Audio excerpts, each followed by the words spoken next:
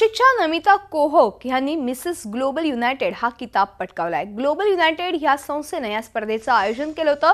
अमेरिकेत झालेल्या स्पर्धेत त्यांना गौरवण्यात आलं। विशेष म्हणजे कॅन्सरवर मात करून त्यांनी हे यश प्राप्त केलंय। नमिता कोहक नाशिकमधल्या यशस्वी उद्योजिका आहेत। सध्या त्या मोटिवेशनल स्पीकर आणि कॅन्सर पीडितांसाठी काम करतायत। नमिता यांना 33व्या वर्षी कॅन्सर झाला, मात्र आज त्यांनी कॅन्सरवर मात केली आहे आणि त्या खंबीरपणे यशाची नवनवी शिखरं गाठतायत।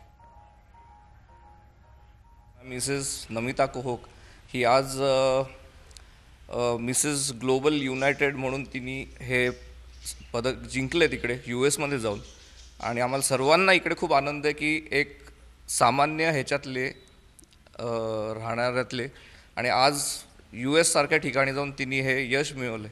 ह्याचा आम्हाला नाशिककरांना व इवन भारताला आनंद आहे। सुनेला सूनच राहू द्या, पण मुलीसारखं वागवा आणि तिच्यातले गुण हेरून त्याला तुम्ही प्रोत्साहन द्या। उगीच सारखं सतत फक्त घरकाम केल्याने सून खूप मोठी होते किंवा चांगली होते असं नाही।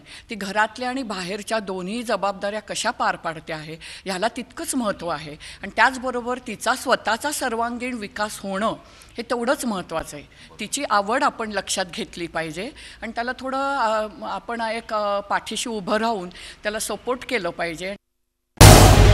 झी 24 तास रहा एक पाऊल पुढे।